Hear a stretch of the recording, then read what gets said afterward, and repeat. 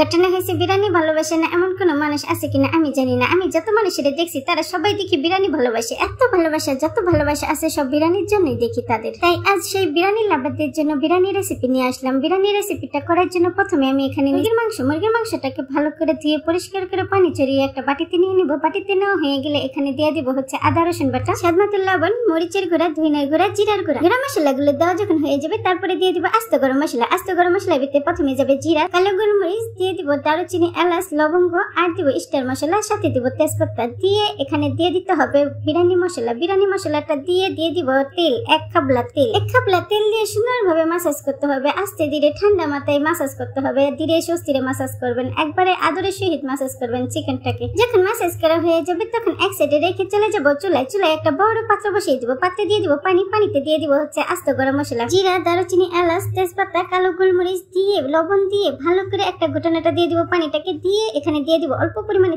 তেলটা দিয়ে দিব চাল। যখন পানিটা বলক চলে আসবে চালটা দিয়ে দুইটা ঘটনাটা নাড়া দিয়ে যখন চালটা বলক চলে আসবে তখন চালটা চেক করে নিতে হবে। যখন দেখবেন যে চালটা প্রায় হয়ে গেছে, মাছের মতো একটু শক্ত আছে, তখন কি করবেন, নামিয়ে ফেলবেন। নামিয়ে টিকা দিয়ে দিবেন। এখন চলে যাবো আবার চুলায় একটা প্যান বসিয়ে দিব। প্যানে দিয়ে দিব তেল দিয়ে এখানে দিয়ে দিব পেঁয়াজ কুচিটা দিয়ে সুন্দরভাবে নাড়াচাড়া দিয়ে একদম ভাজা করে নিতে হবে, একদম বেরেস্তা করে নিতে হবে। যখন বেরেস্তা হয়ে যাবে তখন কি করবো, অর্ধেকটা উঠিয়ে নিব আর অর্ধেকটার ভিতরে দিয়ে দিব চিকেনটাকে দিয়ে ভালো করে নাড়াচাড়া দিয়ে সুন্দরভাবে অপেক্ষা করতে হবে, যেন কষতে দিতে হবে সুন্দরভাবে। যখন আস্তে ধীরে কষতে থাকবো ঢাকনা দিয়ে ঢেকে কষাইতে হবে, আস্তে ধীরে ঠান্ডা মাথায় কষাইতে হবে। যখন দেখবেন কষানো হয়ে গেছে, সুন্দরভাবে কষানো হয়ে গেছে, তখন এখানে দিয়ে দিব হচ্ছে টক দই, আগে থেকে ফেটিয়ে রাখা টক দইটা দিয়ে এখানে দিয়ে দিব দুইটা মিনি টমেটো সস দিয়ে আপনারা চাইলে আস্ত টমেটো দিতে পারেন, কোনো সমস্যা নেই। আমি এখানে টমেটো সস ব্যবহার করছি। টমেটো সসটা দিয়ে নাড়াচাড়া দিয়ে ও সাথে কিন্তু বাদামও দিয়ে দিয়েছি।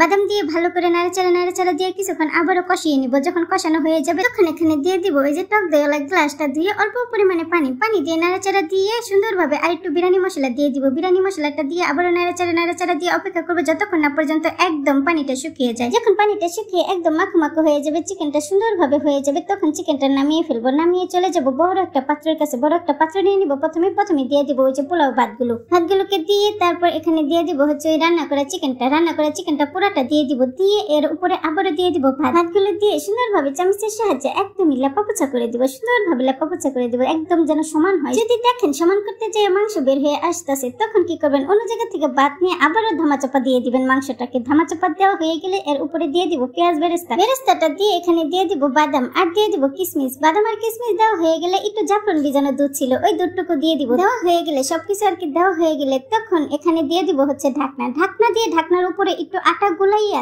তারপরে এইভাবে করে একদম মুখটা বন্ধ করে দিতে হবে।